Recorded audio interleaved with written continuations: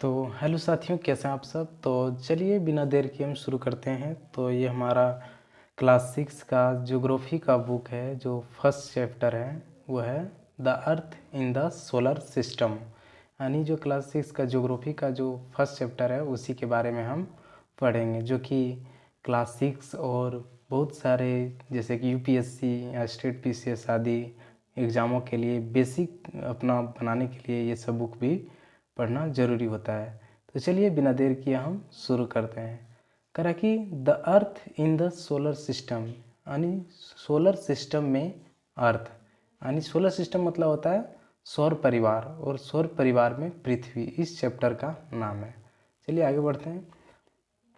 करें how wonderful it is to watch the sky after sunset. करें कि कैसा नज़ारा होता है जब हम सूर्यास्त के बाद हम आसमान की ओर देखते हैं।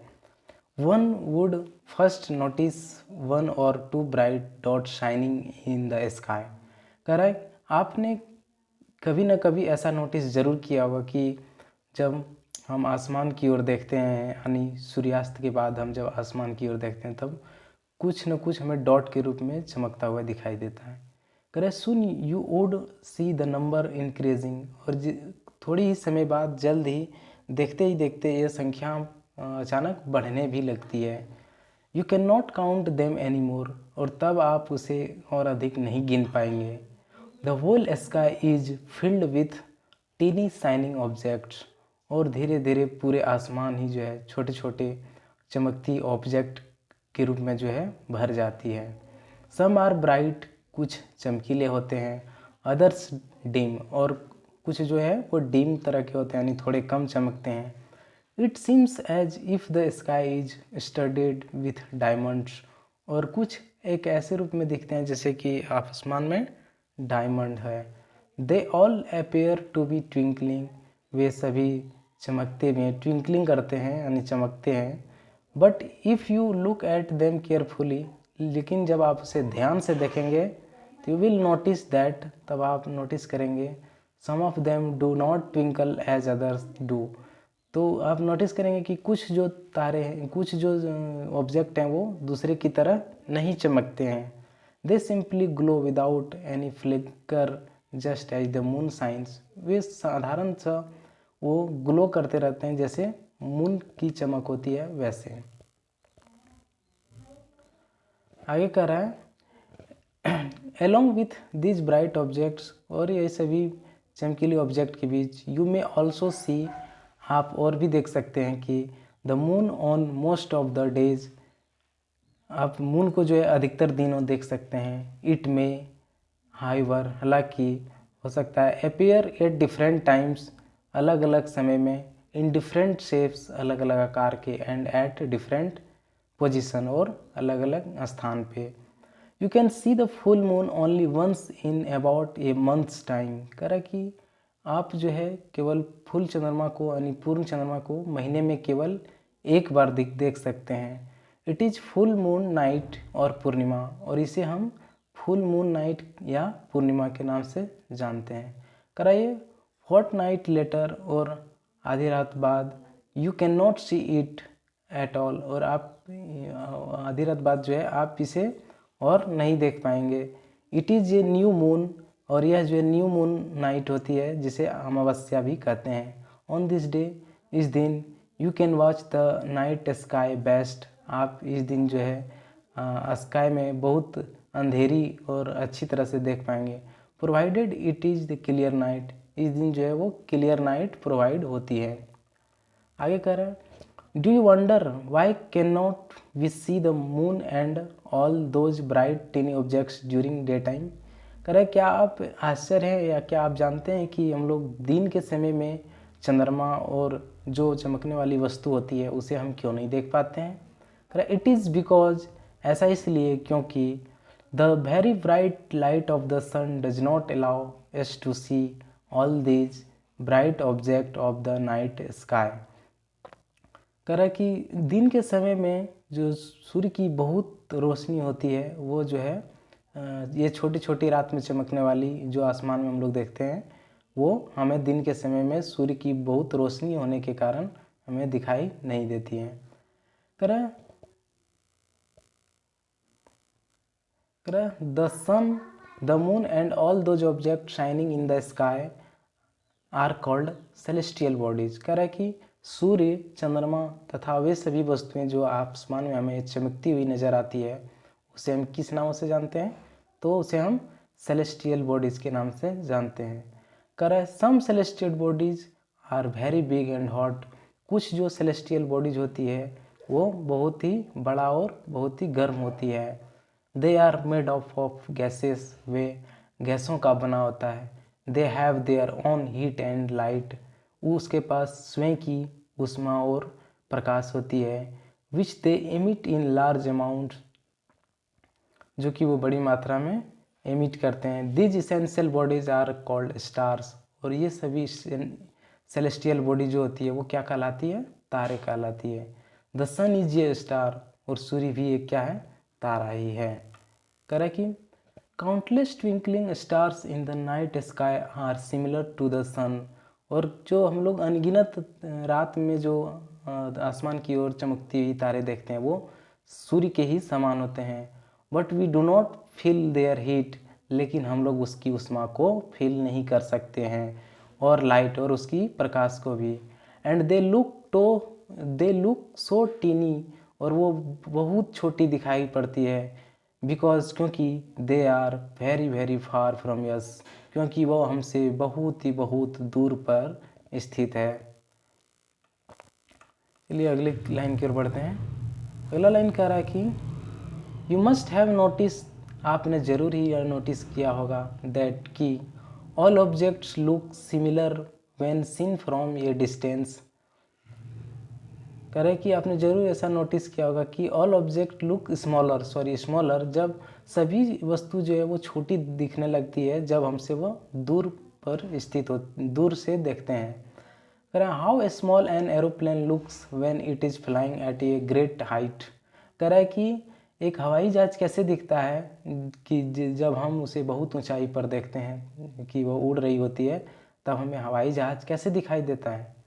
While watching the night sky, और रात के दौरान आसमान को देखने पर you may notice various pattern formed by different group of stars, तब आप जो है अलग अलग तारों के द्वारा बने एक पैटर्न, अलग अलग प्रकार के पैटर्न को देखते हैं। दीज आर कॉल्ड कॉन्स्टिलेशन, और ये सब जो ग्रुप ऑफ स्टार होते हैं इसी को कॉन्स्टिलेशन कहते हैं, यानी तारामंडल करते हैं। जैसे कि अर्सा मेजर और Big Bear is one such constellation, और अर्सा मेजर और बिग बियर भी एक इसी प्रकार की तारामंडल है। One of the most easily recognisable constellation is the Saptarishi, और इनमें से सबसे जो महत्वपूर्ण है वो सप्तऋषि कॉन्स्टिलेशन है, जो कि सप्त यानी 7, सप्त जो है वो 7 से मिलकर बना है, 7 ऋषि यानी 7 ऋषियों के नाम से इसका नाम पड़ा है। It is a group of 7 stars, यह 7 तारों का समूह है। That forms a part of the Ursa Major constellation, जो कि अर्सा मेजर कॉन्स्टिलेशन का एक भाग बनाता है। कह रहा कि ask someone Elder in your family, आप अपने परिवार में बड़े लोगों को पूछिए, या नाइबरहुड या अपने पड़ोसियों को, to show you more stars planets and constellation in the sky, क्या उसने बहुत सारे तारे, ग्रह और तारामंडल इस आसमान में देखा है। कह रहा है इन एंसेंट टाइम, प्राचीन समय में, people use to determine direction during the night with the help of stars. कह रहा है कि प्राचीन समय में लोग जो है वो तारे की सहायता से दिशा के बारे में जानकारी प्राप्त करते थे। The north star indicates the north direction, और जो नॉर्थ स्टार यानी उत्तरी तारे जो थे वो उत्तर दिशा को डायरेक्शन करते थे, यानी उस उत्तर दिशा को सूचित करते थे। It is also called the polar star, और यह ध्रुवीय तारों के नाम से भी जाना जाता था। It always remains in the same position in the sky, यह हमेशा सेम पोजिशन आसमान में होती थी, यानी हमेशा एक ही स्थान पे स्थित होती थी। We can locate the position of the pole star with the help of the Saptarishi. हम लोग जो है वो पोलर स्टार को जो है सप्तऋषि की सहायता से भी देख सकते हैं। सप्तऋषि की, जैसा कि फिगर में दिखाया जा रहा है, द पॉइंटर स्टार यानी ये जो सप्तऋषि दिख रहा है, इसी के सीधे में देखेंगे तो हमें जो है ये नॉर्थ स्टार जो दिखाई दे रहा है यहाँ जो है वो दिख जाएगा। तो वही कह रहा है कि सप्तऋषि जो 7 तारे की समूह है उसके सीधी में देखने पर हमें नॉर्थ स्टार दिखाई देने लगता है। चलिए आगे बढ़ते हैं। कह रहा लुक एट फिगर 1.1। आप 1.1 फिगर को देखिए, यानी ये जो एक लड़की खड़ी है यहाँ, इस फिगर को देखिए। यू विल नोटिस दैट, आप नोटिस करेंगे कि if an imaginary line is drawn joining the pointer stars and extended further it will point to the pole star। कह रहा है कि यदि आप एक इमेजिनरी यानी काल्पनिक रेखा को खींचेंगे कहाँ से कहाँ तक, तो पॉइंटर स्टार से पोलर स्टार, देखिए यहाँ पॉइंटर स्टार है और यहाँ पोलर स्टार है, ये दोनों के बीच में, तो आप उसे देख पाएंगे। कह रहा है some celestial bodies do not have their own heat and light. कुछ जो सेलेस्टियल बॉडीज हैं उसके अपने हीट यानी उष्मा और प्रकाश नहीं होते हैं। They are lit by the light of the stars, वे तारों की लाइट से क्या करते हैं, चमकते हैं। Such bodies are called planets, और इस प्रकार के जो बॉडीज होते हैं वो क्या कहलाते हैं, इस प्रकार के जो पिंड होते हैं वो कहलाते हैं उपग्रह यानी planets. The word planets comes from the Greek word planetai. कह रहा है कि जो प्लेनेट शब्द जो है ये शब्द ग्रीक शब्द से आया है, ग्रीक शब्द यानी प्लेनेटाई से आया है, विच मीन्स वांडरर्स, जिसका अर्थ होता है wanderers. The earth on which we live is a planet, पृथ्वी जिस पर हम लोग रहते हैं वह भी एक उपग्रह है। It gets all its heat and light from the sun, यह जो है सभी अपनी ऊष्मा और प्रकाश सूर्य से प्राप्त करती है। Which is our nearest star, जो कि हमारा सबसे नज़दीकी तारा है। If we look at the earth from a great distance, यदि हम पृथ्वी को एक बहुत दूरी से देखेंगे तो से द मून, तब आप से the moon it will appear to be shining just as the moon, तो जैसा चंद्रमा हमें छोटी नज़र आती है वैसे ही ये भी हमें छोटी नज़र आएगी। अब यहाँ इंटरेस्टिंग फैक्ट दिया गया है बगल में, चलिए उसको देख लेते हैं। कह रहा है Jupiter Saturn and Uranus have rings around them. कह रहा है कि जुपिटर सैटर्न और यूरेनस के चारों ओर रिंग्स बना हुआ है। These are belts of small debris, ये छोटी डेब्रीज की बेल्ट हैं। These rings may be seen from the earth, ये रिंग्स को हम पृथ्वी से देख सकते हैं। With the help of powerful telescope, एक वो शक्तिशाली टेलीस्कोप की सहायता से इस रिंग को देख सकते हैं। चलिए फिर से हम अपनी लाइन में आते हैं। करें the moon that we see in the sky is a satellite, हम लोग जो आसमान में चंद्रमा देखते हैं वो एक सैटेलाइट है, यानी वो एक क्या है, सैटेलाइट है यानी उपग्रह है। It is a companion of our earth and moves around, यह हमारे पृथ्वी के चारों ओर घूमती रहती है।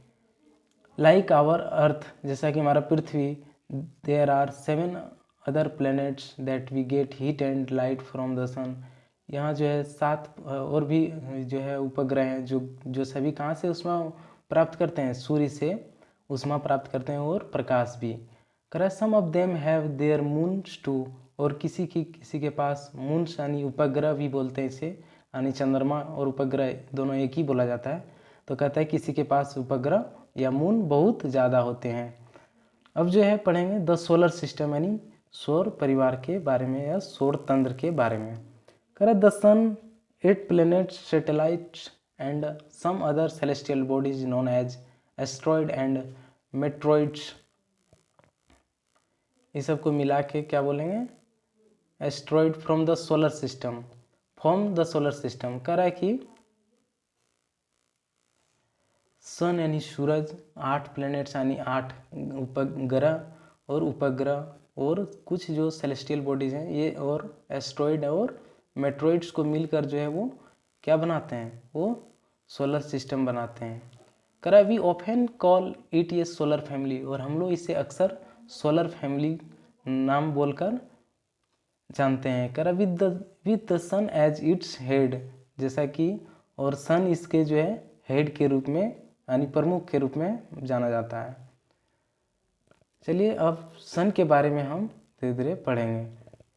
करा कि the sun is the centre of the solar system, solar system के केंद्र में जो है वो क्या स्थित है, सन स्थित है।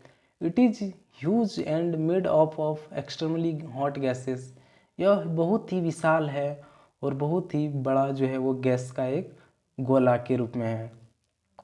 It provides the pulling force that bind the solar system, यह पुलिंग फोर्स को से जो है पूरे सोलर सिस्टम को बांध कर रखता है।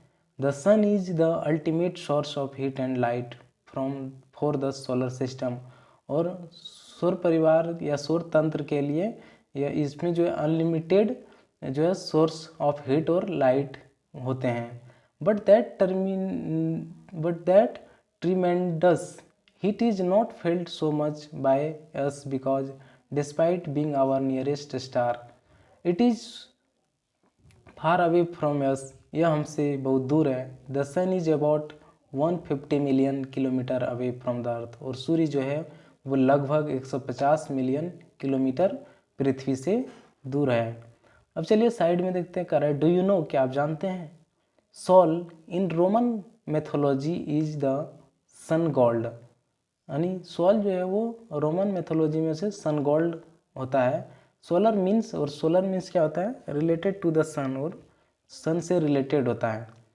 करे the family of the sun is therefore called the solar system, right down as many words using the words solar on your own as you can. चलिए अगले लाइन की ओर बढ़ते हैं। करें कि प्लैनेट्स, यानी प्लैनेट्स क्या क्या हैं उसके बारे में, यानी उपग्रह। करें there are 8 planets in our solar system, हमारे सौर तंत्र में कुल 8 ग्रह हैं। In order of their distance from the sun they are, करें कि और सूर्य से दूरी के क्रम में यह इस प्रकार है, जैसे कि Mercury, Venus, Earth, Mars, Jupiter, Saturn, Uranus and Neptune. और कह रहा है कि इसे एक ईजी वे में मेमोराइज कर सकते हैं, यानी नाम को याद कर सकते हैं। उसका इजी तरीका है my very efficient mother just served us north. इसमें एम का मतलब मरकरी है, बी का मतलब वेनस है, ई का मतलब अर्थ है, एम का मतलब मार्स है, और जे का मतलब जुपिटर, एस का मतलब सैटर्न, यू का मतलब यूरेनस एंड एन का मतलब क्या है, नेपच्यून है। चलिए आगे बढ़ते हैं। करा तो साथियों आज का जो हम क्लास है वो यहीं तक एंड करते हैं, और आगे हमारी एक और वीडियो आएगी जो इसी तरह बिल्कुल अच्छी तरह से एक्सप्लेन करेंगे।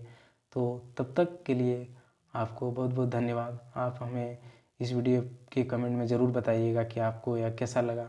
आप इस वीडियो को लाइक और चैनल को सब्सक्राइब ज़रूर कर लीजिएगा ताकि मैं और अधिक ऐसे ही वीडियो ला सकूं। तो आपको वीडियो देखने के लिए बहुत बहुत धन्यवाद।